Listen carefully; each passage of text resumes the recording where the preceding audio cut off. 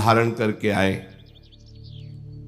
महान तेज चमक रहा है और कहा, सत्यधारियों में श्रेष्ठ कर्ण, मेरी बात सुन।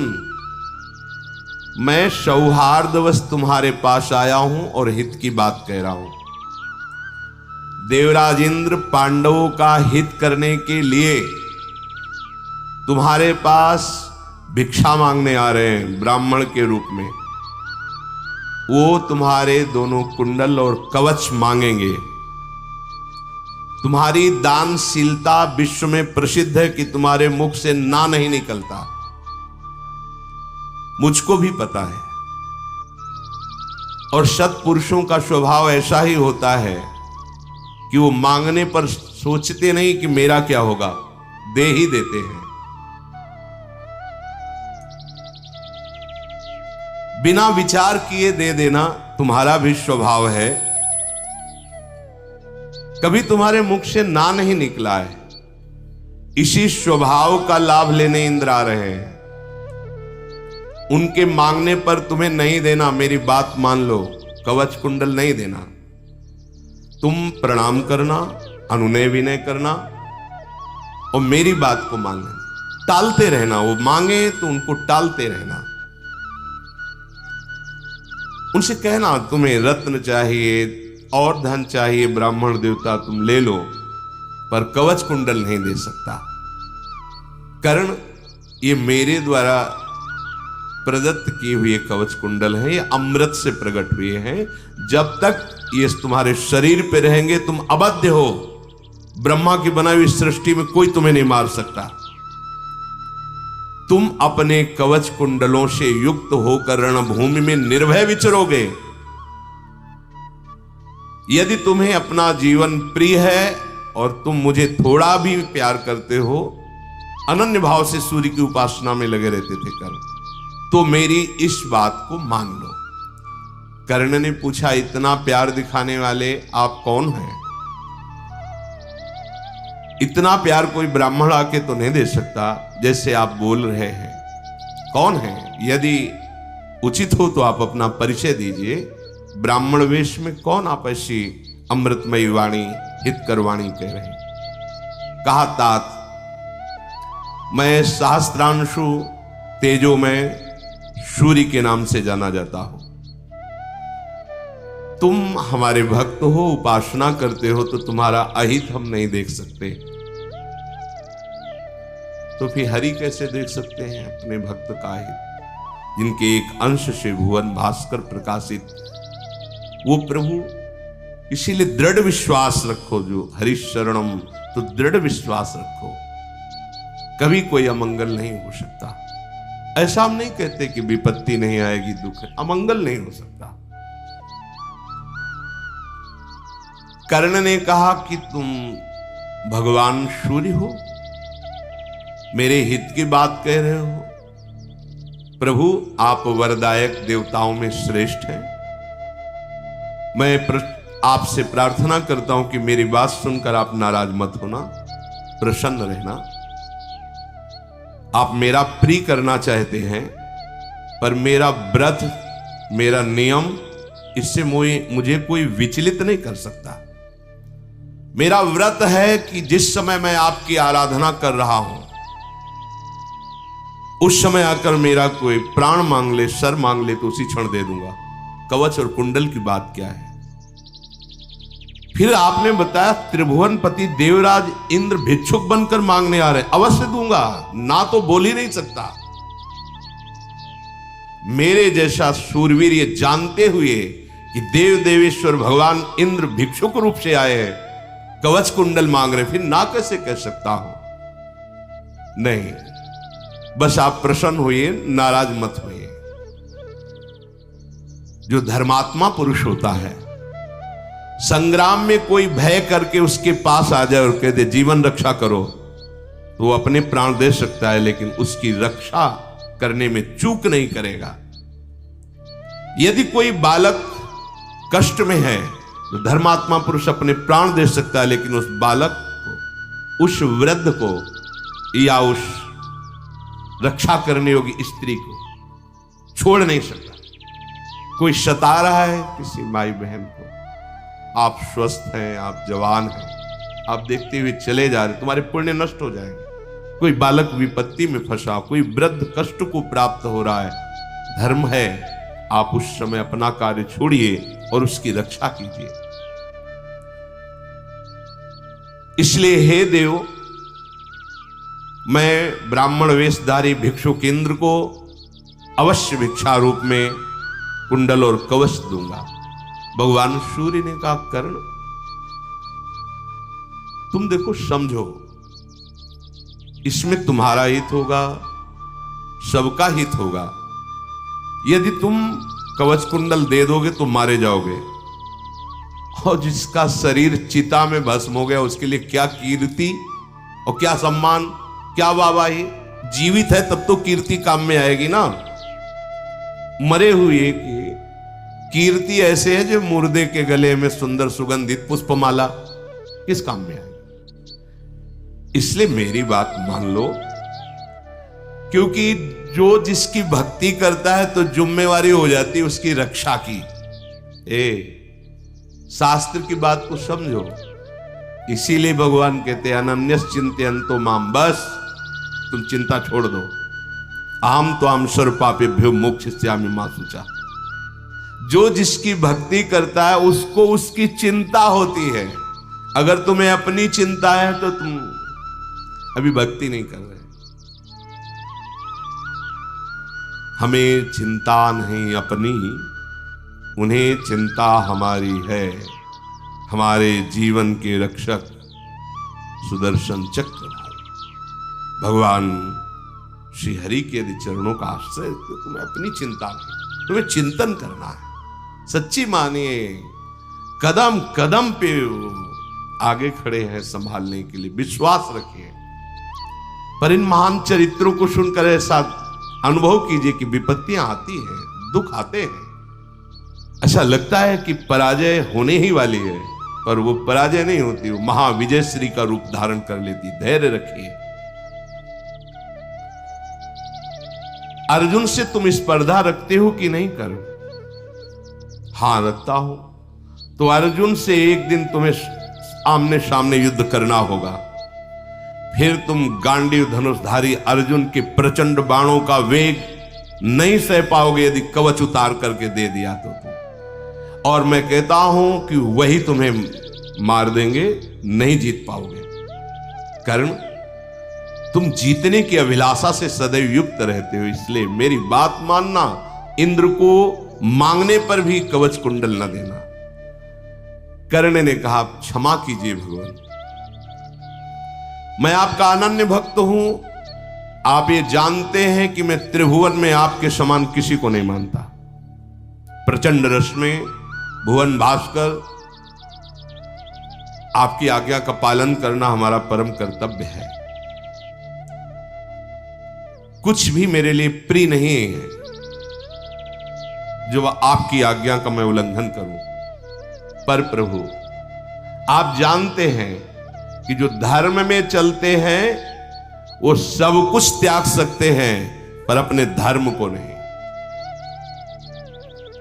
हे प्रचंड किरणों वाले भगवान भुवन भास्कर, मैं मस्तक रखकर आपके चरणों में प्रणाम करता हूं, क्षमा याचना करता हूं। क्षमा कीजिए। ना मुझे मृत्यु से डर है,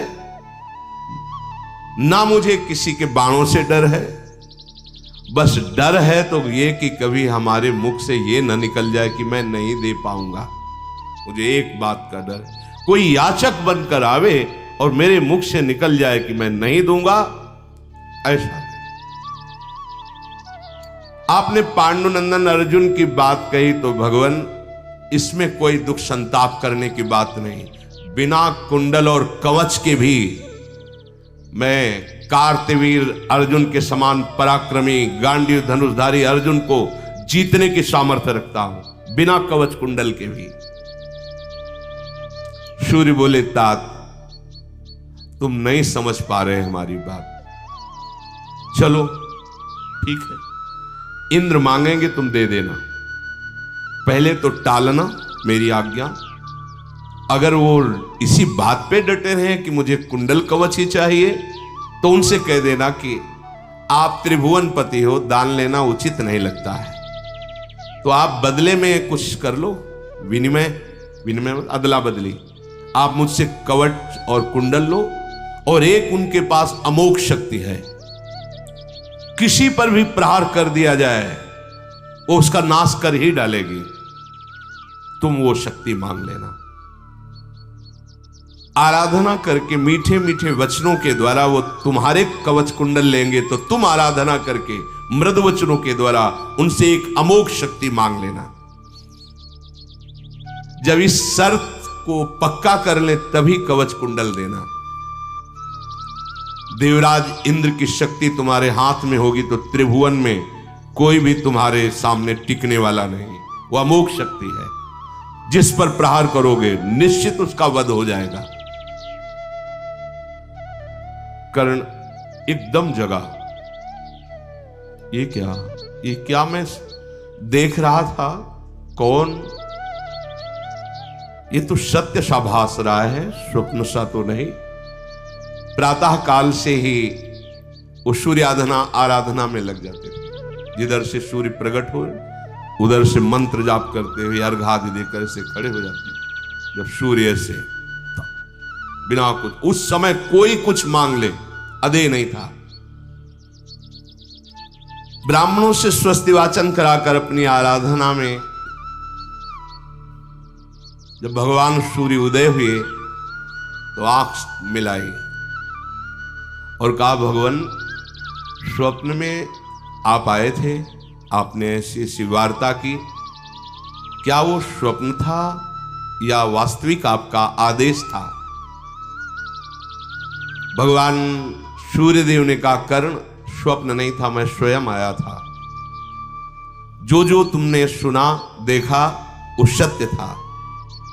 शत्रु का संहार करने वाले कर्ण, वो स्वप्न नहीं, उस स्थिति में तुम्हारे इंद्रियों को स्तब्ध करके तुम्हें स्वप्न जैसा लगा, पर मैं स्वयं आया हुआ था। इंद्र आने वाला है, सावधान रहना। भगवान सूर्यदेव ऐसा बताया कि पहले तुम प्रलोभन देना किसी भी वस्तुओं का, सुख का, जब ना माने तो अमोघ शक्ति जरूर लेकर के ही कवच कुंडल देना। देवराज इंद्र ब्राह्मण का वेश धारण करके जब कर्ण भगवान सूर्य की आराधना में लगा था, आए और कहा, जय हो कर्ण आपकी। आंख खोला, देखा ब्राह्मण, क्या चाहते हो? मैं क्या आपको दूं? ब्राह्मण देवता इस समय जो आता है वो मांगने के लिए ही आता है हमारे पास। अगर आपको अब ब्याह करने की इच्छा है तो जिस सुंदरी को त्रिभुवन में पसंद करते हो मैं विजय प्राप्त करके वो तुम्हें दे दूं। स्वर्ण आदि, धन आदि, ग्राम, नगर, जो चाहो। ब्राह्मण ने कहा, ये सब मुझे नहीं चाहिए, मुझे तो बस एक ही अभिलाषा आपसे पूर्ण करवानी है कि आप अपने कुंडल और कवच मुझे प्रदान कर दें। समझ गए? ये देवराज इंद्र हैं। कर्ण ने कहा, ब्राह्मण भूमि गृहस्थी बसाने के लिए ऐश्वर्य, सुंदर स्त्री, अन्न, जीवन वृत्ति जो चाहो दे दे, कवच कुंडल मत मांगो। बहुत सी प्रार्थनाएं की, बहुत विधान से समझाया। जब कर्ण ने देखा कि देवराज इंद्र ही हैं, ये तो राजी ही नहीं हो रहे, तब उन्होंने कहा, ब्राह्मण देव, एक कवच कोई बाहर से हमने नहीं पहना है, गर्भ के साथ आया है। ये अमृत स्वरूप है, इस पर कोई बाण, कोई अस्त्र शस्त्र, कोई दिव्य शक्ति इसको भेद नहीं सकती। ये है तो मैं अबध्य हूं, कैसे त्याग करूं? जैसे कोई अपनी त्वचा को, कैसे, ऐसे त्वचा की तरह है कवच। और ये कुंडल कर्ण काटना पड़ेगा, कर्तन, तभी कर्ण नाम पड़ा। ऐसे कोई छेद में पुए हुए नहीं है, जन्म से ही आए हुए हैं। भगवान इंद्र से बड़ी विनय की, पर ब्राह्मण देवता ने कहा मांगने तो हम यही आए, आपको यही देना हो तो दो, मुझे और तो कुछ नहीं चाहिए। तब कहा प्रभु मैं जानता हूं आप ब्राह्मण नहीं हैं, आप त्रिभुवनपति देव देवेश्वर समस्त लोकपालों से सेवित भगवान पाक शासन इंद्र हैं, मुझे पहले ही पता है। देवेंद्र आप मांगने आए, इससे बड़ा सौभाग्य हमारा क्या होगा। त्रिभुवन पति के पद पर आप मांगने आए हैं, लोग आपकी निंदा करेंगे। मैं नहीं चाहूंगा कि लोग आपकी निंदा करें। त्रिभुवनपति होकर मुझे मनुष्य से मांगने आप आए, साक्षात देव देवेश्वर, तो आपकी भी निंदा ना हो और आप जो मांगने आए वो आपको मिल जाए, इसलिए बदले में कुछ दे दीजिए। तो ये होगा कि अदला बदली हुई है, आपने कोई भिक्षा नहीं मांगी, जिससे आपका सम्मान रह जाएगा। बहुत जोर से हंसे, बहुत प्रवीण हो, क्या चाहते हो बदले में? इसके बदले में तुम्हारी चाहत क्या, क्या चाहते हो? मेरे वज्र के सिवा तुम जो मांगोगे दे दूंगा। प्रधान अस्त्र इनका वज्र है, वज्र आयुध के सिवा तुम जो मांगोगे दे दूंगा। तब कर्ण ने कहा यदि आप हम पर प्रसन्न है तो अमोघ शक्ति आपके पास एक है, किसी पर त्रिभुवन में चला दे, वो व्यर्थ नहीं जाएगी, वो अमोघ ही है। लो मेरे कवच कुंडल और बदले में अमोघ शक्ति प्रदान करो। देवराज इंद्र विचार करने लगे कि अमोघ शक्ति, फिर कहा ठीक है, एकदम प्रसन्न हो गए। क्यों प्रसन्न हुए? विचार करते, क्योंकि विचार किया कि ये अमोघ शक्ति यदि अर्जुन पर चला दी तो काम तो करेगी, अमोघ है ना। पर प्रसन्नता इस बात की है कि जिसके हरि रक्षक है तो अमोघ शक्ति क्या कर पाएगी, इसलिए प्रसन्न हो गए। कर्ण तुम मुझे अपने दोनों कुंडल और कवच दो, फिर मेरी ये शक्ति ग्रहण करो। दैत्यों का संहार करते समय जब मैंने इस शक्ति का प्रयोग किया है तो ये सैकड़ों सहस्त्रों सैनिकों को एक साथ मारकर पुनः हमारे हाथ में आ जाती है। एक बार के लिए दूंगा, किसी पर भी प्रहार कर सकते हो, इसके बाद तुरंत मेरे पास आ जाएगी। कर्ण बोले बस एक बार की ही जरूरत है मुझे, और सबके लिए तो मैं भारी हूं ही, केवल हमारा एक शत्रु है जिस पे मुझे संशय रहता है। कवच कुंडल तुम ले लो तो अमोघ शक्ति हमें दे दो, मुझे सदा उसी प्रतापी महान बलशाली से आंतरिक भय रहता है। इंद्र ने कहा रणभूमि में गर्जना करने वाले उस महान प्रतापी को तुम जो लक्ष्य करके मांग रहे हो तो तुम्हें पता होना चाहिए उसका रक्षक कौन है। यमाहुर्वेद विद्वांसु वरार्हम अपराजितम नारायणम चिंत्यम च तेन कृष्णेन रक्षते। हे कर्ण, जिनको आंतरिक लक्ष्य करके तुम अमोघ शक्ति मांग रहे हो, पता है अपराजित हरि, जिनके अंश से भगवान नारायण उन श्री कृष्ण के द्वारा वो वीर सुरक्षित है, कोई ऐसी शक्ति पैदा ही नहीं हुई कि जिसकी रक्षा हरि करते हैं उसको वो बेध सके। देवराज कर्ण बोला उसकी तुम चिंता मत करो, बस एक बार एक वीर को मारने के लिए शक्ति मुझे दो, मैं उस प्रतापी के ऊपर इसी शक्ति का प्रयोग करूंगा, और ये अमोघ है, देखते हैं हरि कैसे बचाते हैं। बड़े लीला बिहारी है, आगे प्रसंग आएगा। ऐसा घटोत्कच को प्रेरित कर दिया कि बस मरने वाला ही कर्ण है। अब उसे लगा कोई कुछ काम नहीं, बाण तो उसके लिए ऐसे थे जैसे तिन के शरीर में घुसते हैं, कोई भी अस्त्र पैर जहां रखता सैनिकों के दल को कुचलता हुआ। अब कर्ण को लगा बस मरा, अमोघ शक्ति उसके ऊपर। बचा लिया हरि ने। अर्जुन के लिए जो शक्ति रखी थी घटोत्कच में पूरी करवा। आगे प्रसंग में है, इंद्र ने कहा कर्ण, ये मत सोचना कि तुम्हारा कवच जब तुम उधेड़ोगे तो तुम्हारी त्वचा और मांस से युक्त है, तुम्हारा स्वरूप विकृत हो जाएगा। नहीं, क्योंकि तुम महान दान कर रहे हो, इसलिए तुम्हारा सूर्य के समान तेजस्वी शरीर और हो जाएगा। कर्ण, तुम अपने पिता को जैसे तेजस्वी देखते हो वैसे ही तुम्हारा तेजमय शरीर हो जाएगा। पर ध्यान रखना, ये शक्ति कभी निर्बल पर मत छोड़ देना। कोई दूसरा अस्त्र जब तक है तब तक मत छोड़ देना, यदि छोड़ोगे तो मेरे पास आ जाएगी। अगर तुम मर्यादा के विरुद्ध छोड़ोगे तो तुम्हारा ही नाश कर देगी। यह अमोघ शक्ति है। कर्ण बोला, देवेंद्र आप जैसा नियम बता रहे हैं उसी अवस्था में मैं इस शक्ति का संधान करूंगा। जब मेरे पास कोई अस्त्र शस्त्र नहीं रहेंगे और प्राण संकट की अवस्था होगी और सामने वाला महावीर होगा, तभी मैं इस शक्ति का प्रयोग करूंगा। तदनंतर